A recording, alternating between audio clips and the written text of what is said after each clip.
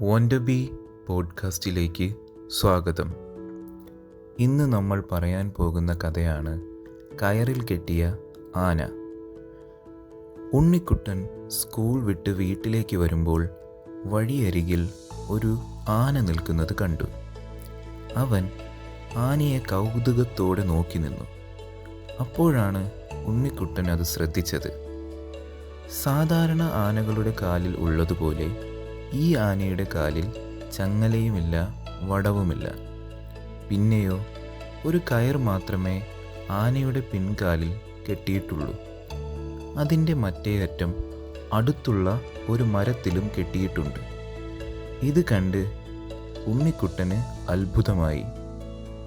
മരച്ചുവട്ടിലിരിക്കുന്ന പാപ്പാൻ്റെ അടുത്തെത്തി അവൻ ചോദിച്ചു, ചേട്ടാ, ഈ കയറിൽ കെട്ടിയാൽ ആന കയറും പൊട്ടിച്ചു പോവില്ലേ? ഇത് കേട്ടപ്പോൾ പാപ്പാൻ പറഞ്ഞു, ഇല്ല, ഇവൻ ഈ കയറ് പൊട്ടിക്കില്ല.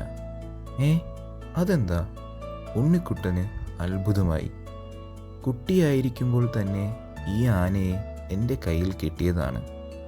അന്നു ഞാൻ ഈ വലിപ്പമുള്ള കയറിലാണ് ഇവനെ കെട്ടിയിട്ടത്. ആദ്യമൊക്കെ ഈ കയർ പൊട്ടിക്കാൻ ഇവൻ നോക്കിയിരുന്നു. കുട്ടിയാനയല്ലേ, ഈ കയറ് പൊട്ടിക്കാനുള്ള ശക്തിയൊന്നും അന്നിവനുണ്ടായിരുന്നില്ല. പിന്നെ അവൻ ആ ശ്രമം ഉപേക്ഷിച്ചു. പക്ഷെ ഇപ്പോൾ ഈ ആന ഇത്രയും വലുതായിട്ടും അവൻ വിചാരിക്കുന്നത് തനിക്കൊരു ചെറിയ കയർ പൊട്ടിക്കാനുള്ള ശക്തിയില്ല എന്നാണ്. അതുകൊണ്ട് തന്നെ അതിനവൻ ശ്രമിക്കുകയും ചെയ്യുന്നില്ല. പാപ്പാൻ പറഞ്ഞു നിർത്തി. ഇതുപോലെയാണ് നമ്മിൽ പലരും. ആദ്യം ചെയ്ത് പരാജയപ്പെട്ട കാര്യങ്ങൾ ചെയ്യാൻ പിന്നീട് പലരും ശ്രമിക്കാറില്ല. പരാജയം ജീവിതത്തിൻ്റെ ഭാഗം തന്നെയാണ്.